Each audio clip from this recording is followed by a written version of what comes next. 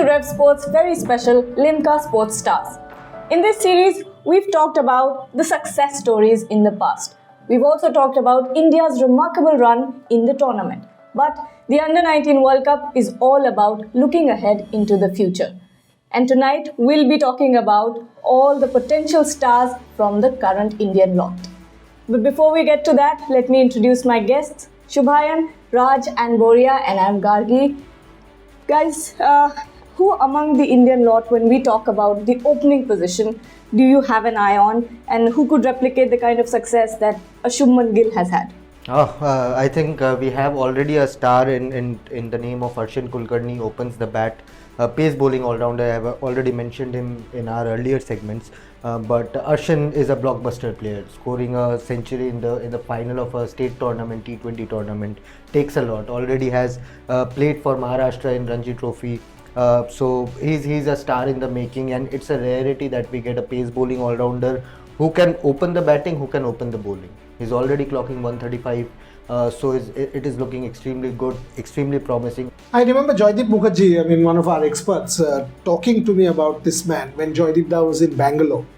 And he said he was doing some commentary there.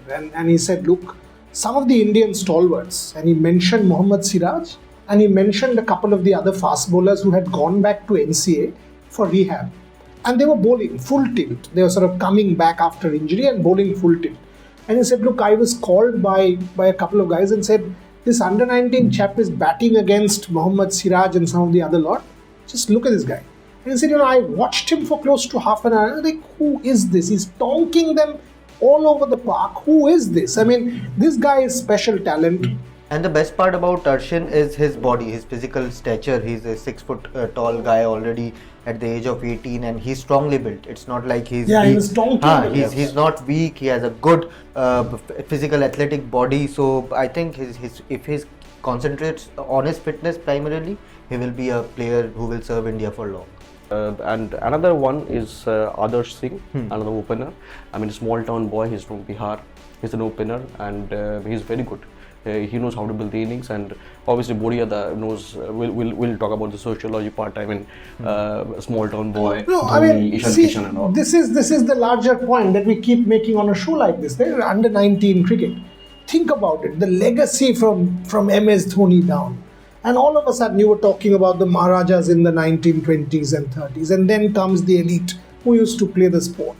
And it continued till Kapil Dev broke that whole thing in the late 1970s, 78 to be exact. And then comes the refreshment of Mahendra Singh Dhoni. The refreshing air, the change, and everyone wants to play cricket.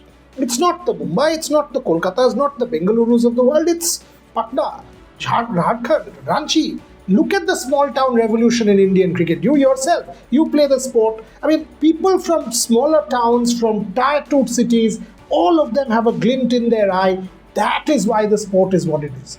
And Adarsh Singh carrying on that tradition from the small town whole stable. Suresh Raina, Mahendra Singh Dhoni, Rinku Singh, Mohammad Kaif, Yashasvi Jaiswal, Adarsh Singh, and all of a sudden, this is the democratic sport that you want. Umran Malik. This is not an elite sport anymore. This is where, look, where is India? And I keep asking this question to all my students. Where is India? Here. And Adarsh has already made a mark already in this under-19 batch, scored a very good 62 versus Pakistan in the match India lost, but Adarsh stood out along with a couple of batters, but Adarsh knocked when all the wickets were falling. I thought 260 was a decent enough score. Pakistan scored 263 for 2 is a different ball game, but this guy stood out with his 60. He carried that team to, for saving them from embarrassment against Pakistan. Yep, and names like Virat, Kohli, Yash Tool have left a big legacy. Who can be India's next middle order maestro? Uday Sharan. Uday Sharan. Captain. He's a Rajasthan-born cricketer, moved out to Punjab because of the better infrastructural facilities. He has gone through all under-19 age group levels. He played for all age group levels of Punjab, and in the last Challenger Trophy tournament, BCCI Challenger Trophy, scored around 297 runs. And he knows how to build an innings. He can be one of our future superstars. I think I'll go with Aravind Aravalli Rao. Comes from Hyderabad, a left-handed wicketkeeper batter. What stood out was his 162, which he scored in one of the matches of the quadrangular series. India B, India A, England were playing, Bangladesh was playing. That 162, it was a power pack knock. He came at number 6, but the way he tonged the ball, these guys are IPL generation kids. By the time they started watching cricket, IPL was already starting, and they have grown up watching the likes of Ravindra Jadeja, Ben Stokes, and all the big guys tonking sixes. And you could sense a type of modern day cricketer in Aravind Aravalli's batting, and he's a good keeper as well. See, I'll go with Uday Sharan for two reasons. One, when I look at this current Indian side, the senior Indian side, that's where your chances are more. Because you can break into that side, and if you have that ability to sort of alter an innings, go the distance with aggressive shots and control the whole thing, Uday Sharan, from whatever I've read and I've heard from them, Uday Sharan has a level head, scored 297 means, clearly hold the innings together, bat long, won that BCCI award, captaining this team, clearly has a lot of potential. That's why you lead India. And you asked about Virat Kohli, so we have to talk about the number 3 position. That is currently taken by Rudra Patel. Generally an opener, but he's batting at number 3. Had an average of 115 with a strike rate of 122 in the quadrangular series. He's a star in the making. Some of the cover drives, it just is a shadow of what Virat Kohli was during his under-19 days. Wow. Bori, I'm sure you have a lot of insights. How does someone like an Uday Sharan, an Arshad, how do they, sustain this success? Two things. One, I mean, you under-19 success cannot be a success story in itself. It's a stepping stone. So you are competing at under-19 means, okay, and I'm not trying to denigrate anybody. Sachin Tendulkar did not play under-19. And that should be your ultimate pedestal. That if I have to be a Tendulkar, if I have to be a Kohli, look at the longevity. That's what will define you, not one under-19 tournament. That's why Rahul Dravid was such a good coach, because I remember speaking to Rahul after that Prithvi Shaw tournament, and he said, look, don't celebrate so much. Why? Because this is just the stepping stone to seniority. Let these guys embrace this. The first thing is head. Your IPL contract, your endorsement contract, your multiple other brands, and your glamour and glitz, and all of this will come to you. Will you be able to keep your cool as an Indian cricketer will define you, number one. Number two is your ability to soak in pressure. Under 19 is different. You're playing in South Africa. Yes, fine, there'll be Indian expats there. But when you play on Indian soil and you're tom saying the next Virat Kohli, the next Rohit Sharma, the next X, can you take that? Dewald Brevis, next AB de Villiers. What happened to him in the IPL? You can't take that pressure. Not everyone can. And there have been many cricketers from the previous batches as well who have even failed to make their senior state team in Ranji or Vijay Hazare or Syed Mushtaq. They are not anywhere in the scheme of things when it comes to playing 11 or a squad of 15. So, everyone is not a success story. He's right. And under 19 World Cup success doesn't sort of give you a direct ticket to your senior team. It doesn't. And more so in Indian cricket, where the competition is intense. Because the moment you are there, Gargi, you are competing with Kohli. You're competing with Rohit. They're still around. Competing with Shubman. Competing with Hardik. Arshin Kulkarni will compete with Hardik in a year from now. And that's when the real story will start. The Indian team has been very lucky to have names like Ravindra Jadeja in the mix. Who can be the next Ravindra Jadeja for him? Not precisely him, but who can take that all-round spot? We can be precise as well. Mushir Khan is your answer there. Left arm spinner, very handy middle order bat, has scored tons of runs. I mean, Sarfaraz, his elder brother, is breaking the record charts for the senior team, and Mushir is breaking the charts in the age group. He has already played 3 first-class matches for senior Mumbai team. That speaks a lot about his caliber. And whoever you talk to from the Mumbai Cricket Association, they have only one name right now, Mushir Khan. He is the next big gun. If you watch him bowl, he's an exact replica of Shakib Al Hasan. So, these guys are taking examples. These guys have grown up watching the Shakibs, the Ben Stokes, the Ravindra Jadejas. So, you will see a lot of similarities in the way they bowl, in the way they bat. And Mushir, I mean, the hunger which he has, his father has trained both of the brothers. He's taken the words of my mouth. I was about to say that, look, not the Williams sisters, but you give credit to the father. Absolutely. Yeah. It's and if you in Bombay, I was taken one time, and this chap, this man would take his two sons, and it was like this holy grail. You got to play for India. You got to make a big mark. You got to score runs. You got to make it. This is fantastic. Naushad Khan, their father, Mushir's father, he has a set routine. Wake up at 4 o'clock, run 20 kilometers, we will bat for 3 hours, you will bowl to Sarfaraz for 2 hours.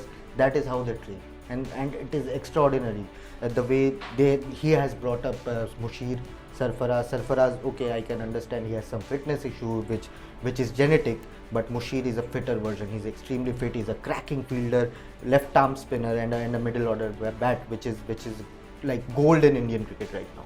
Reminds you of the Fogart sisters, doesn't it? Lots of, not simply the Fogart sisters. I mean, once, yes, you have immortalized with Amir Khan and Dangal, but it actually tells me about the Williams sisters and how that happened. If you think about these stories, Pathan brothers in Pathan brothers. You got many such examples where the father, even for women, Nikhat Sarin's father, Jamil. I mean, think about it, coming from that background, and the mother was like, if my daughter gets hit, what will happen? And all of these questions. And the father was like, no, she will play. There was only, and Nikhat came into box, there's no academy, nothing. From there on, this woman, whether she'll get married, these were questions asked, and they come into sport. And today, now the mother apparently sits, I'm digressing, the mother sits in front of the television, and the moment Nikhat hits, she's like, maar. And you want to see that. And Mushir, because of the background, I'm saying this, fabulous success stories. You want them to be successful. I'll tell you a story about Mushir Khan, very interesting story. So, one odd day, I was checking some WhatsApp stories, and I see Naushad, his father's WhatsApp story, and Mushir is lying down. Like 4:30, I see multiple stories. 4:30, he's lying down. They're supposed to wake up at 4. And his father is extremely punctual. So 4:30, there's a flat stick, very small flat stick, and he's waking him up. At 4:45, Mushir is running with a tire over his head, and he's running laps. So it's kind of an army training that he has given both of them. Your pick for who could be the next bowling, superstar for India? Raj Limbani picked up 7 wickets against Nepal. Might be Nepal, I'm not disrespecting any opponent, but still 7 wickets is huge, and he has serious pace. I mean, he clocks around 130, 135 at this age, and his in-swingers are lethal. I've seen that.